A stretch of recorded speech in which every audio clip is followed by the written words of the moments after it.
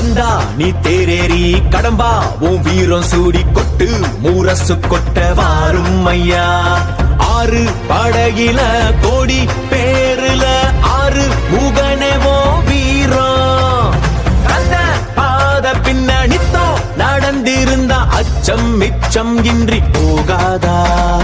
முருக முடிவெடுக்க சிவனோ கேட்டிருக்க வெற்றி வேலனுக்கு ஆரோகரா. கந்தாணி தேரேறி கடம்பாவும் வீரம் சூடி கொட்டு ஊரசு கொட்ட வாரும் ஐயா.